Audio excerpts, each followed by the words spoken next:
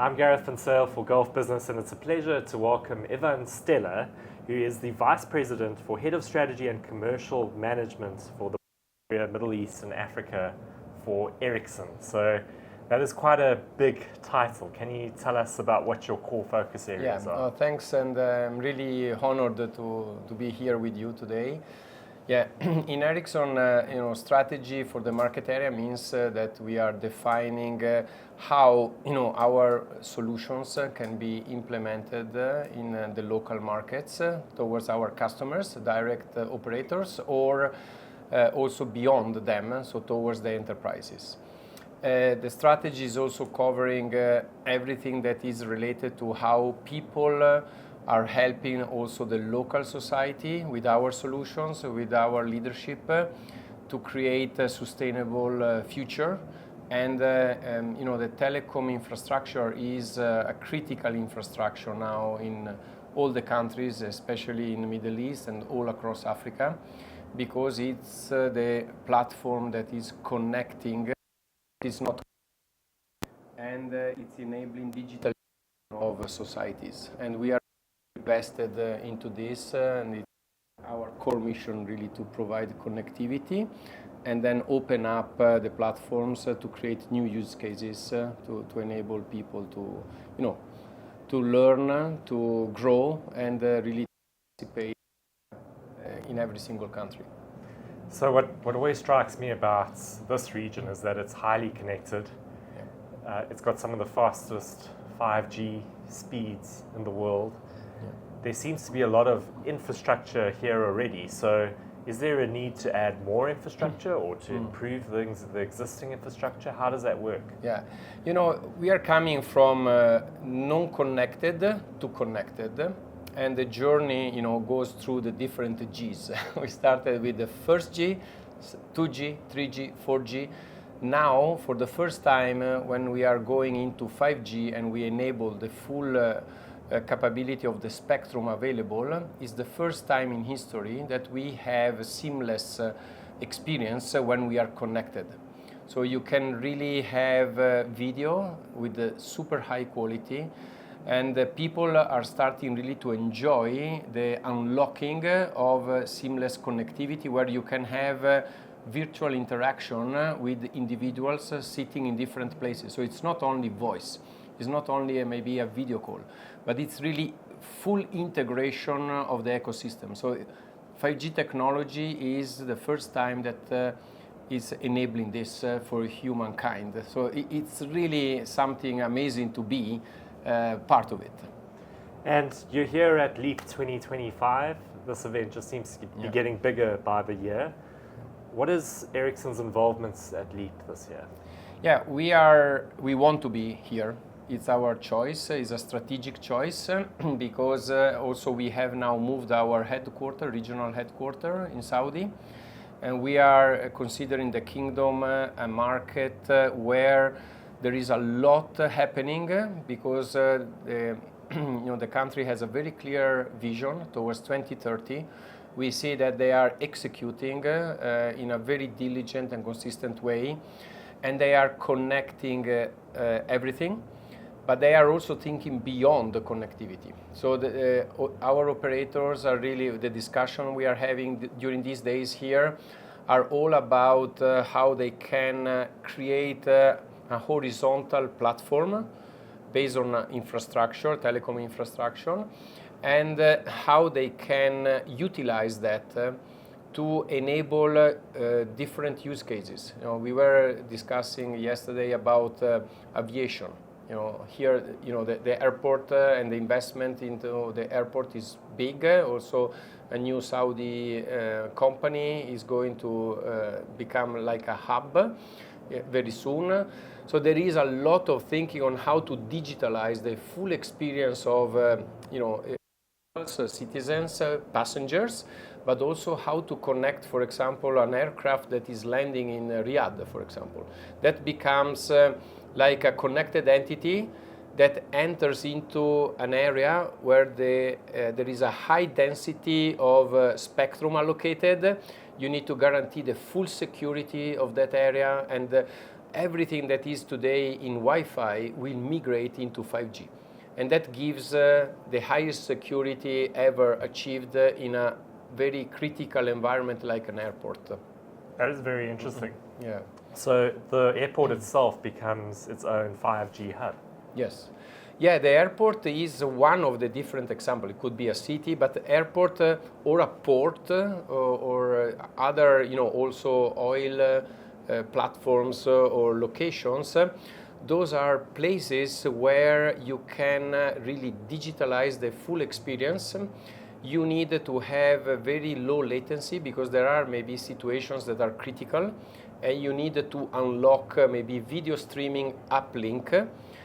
So you need to have real capability to understand what's happening on the field and provide intervention that can be manual intervention, human intervention, or it could be even through robots or different tools. So that's why now we are also enabling through our solutions what we call intent-based platforms.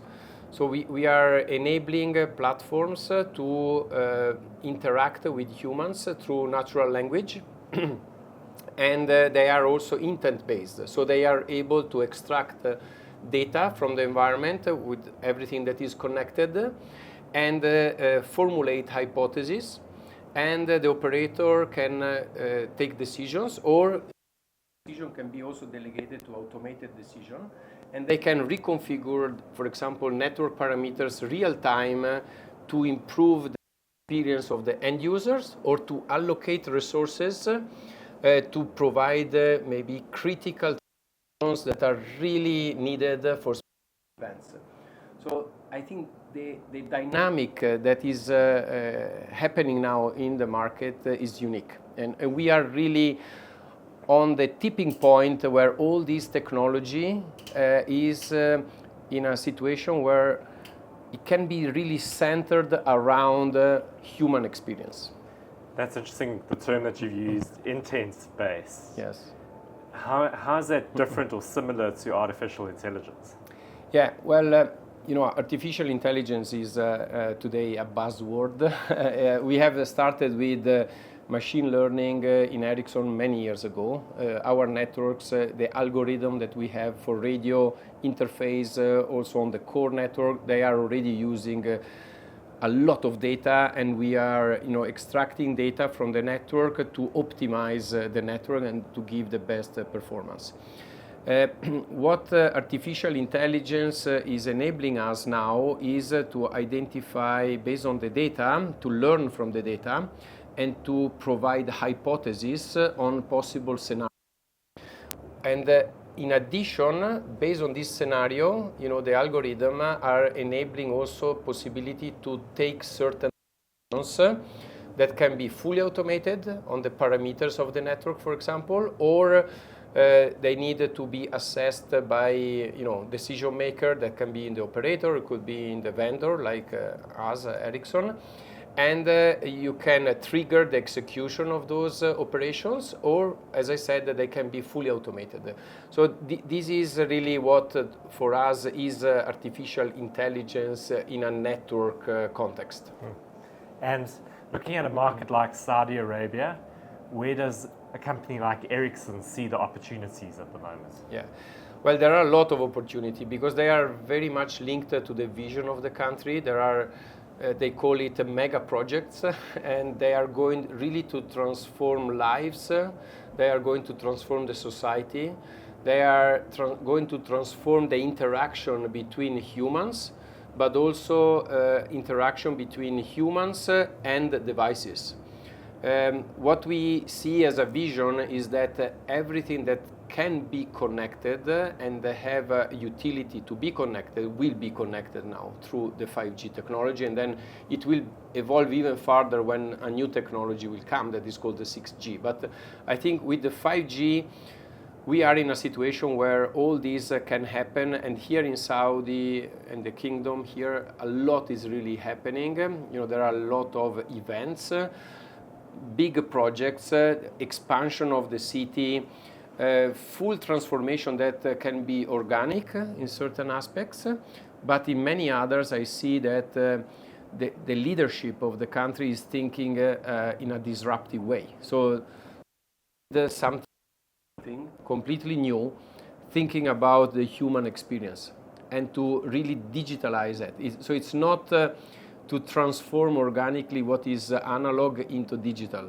They will really create a cut of it and connect use cases in mega events, for example. Think about the stadiums, or there is the project to have the ski resort.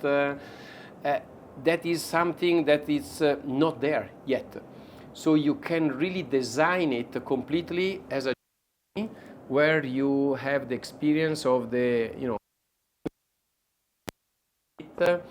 in that environment, completely digitalized, where they can use biometrics, for example. They can use a lot of sensors.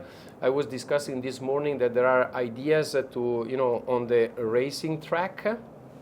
It's like a rubber where the athletes run the 100 meters or whatever, and fill in the entire floor with the sensors and connect the sensor through 5G.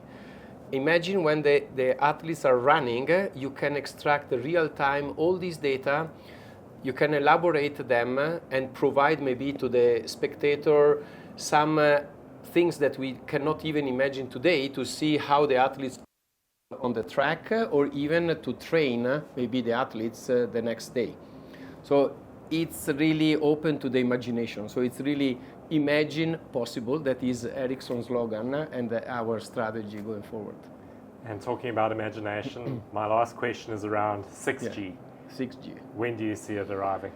Well, we are a bit cautious. We are in the forefront in defining the standard. We have already prototypes. We have, the first terminal, the first radio base station. So we are really shaping the future. But I think that 5G technology is still happening now, and we need really to explore all the potential of this technology.